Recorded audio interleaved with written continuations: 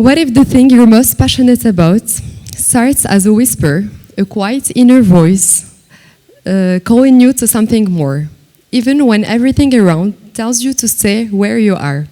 Hello everyone, I'm very grateful to be here with you today, not to give a lesson, but to share a journey, mine, one that became with a dream, a calling, a longing to listen, to connect, and to help people believe in themselves.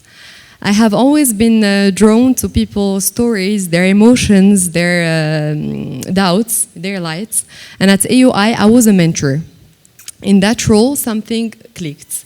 I felt alive, and empowering others wasn't just fulfilling, it felt natural.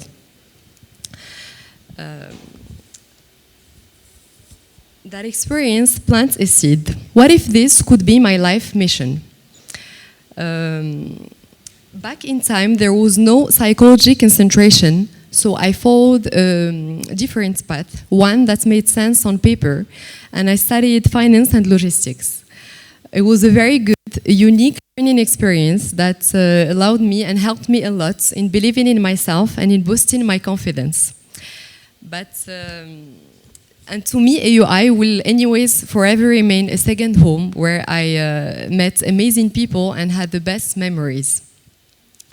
After graduation, I joined one of the world's biggest shipping companies where I spent 4 years learning, growing, and every day being challenged. It was a very good and enriching experience that taught me many valuable life skills such as adaptability and efficiency. Customer service experience at Maersk was very stimulating and at the same time pressuring, but deep inside something didn't feel right. There was a quiet ache, the sense that I wasn't where I was meant to be. That internal discomfort became a quiet voice, then became a clear message that was telling me, you need to change, another world is calling you. So I started studying psychotherapy on the weekends while working full-time. It was intense. I was newly married, then pregnant, and the more my life shifted, the more I realized that it was the right direction. Motherhood didn't slow me down. It clarified everything. And after my baby was born, I looked at my life and I realized that I couldn't go back because I wasn't the same person anymore. Quitting my job didn't feel risky, it felt obvious. I needed to create impact, not through numbers or operations, but through people. It's of course never easy to take such a big decision, but at some point I really started feeling so much inconsistency between how or who I was over the week working at the company and who I was during the weekends studying psychotherapy and at the same time practicing it. So I had to make a choice. And psychotherapy wasn't just a training, it was a real transformation. It was a personal transformation. Every class helped me meet myself fully, not the version I wished to be, but the one I actually was, with my flaws, with my strengths, with my wants. And that I've learned is the first step to any true change, acceptance. Accepting myself the way I am, not the way others would like me to be. Then comes the second step, which is forgiveness. Forgiving myself for the paths not taken, for the mistakes made, and for the time lost. And only then could I align my thoughts, my choices, and my actions. And alignment isn't perfection. It still includes doubts. But when you become aware of that doubt, it no longer controls you, but it becomes part of your journey.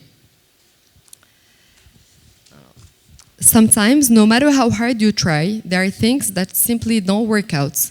Not because you're not capable or others are better, but because they're simply not meant to be for you. For example, when I was at AUI, I desperately wanted to go on an exchange semester abroad.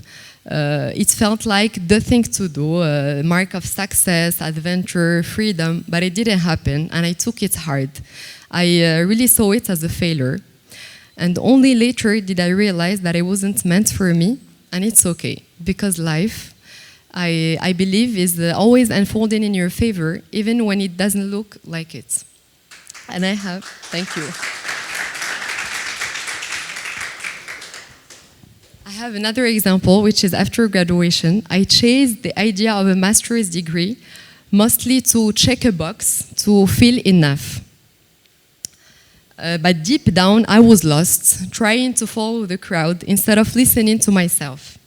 And when I finally stopped and asked, is it truly for me? Or do I want this for me? Or because I'm afraid of being left behind? Those two questions were very important and make me understand that not every path is mine to walk. And that's where freedom begins. When we let go of what's not aligned, we stop forcing and we start trusting. We grow, we make space, and that's when magic happens. So today I'm a therapist, and a positive discipline educator. I work with children, with teens, adults, parents and schools. I work in schools as well as in communities. But more than anything, I hold space and I create environments for people where they can show as they are with their fears, their truths and their hopes.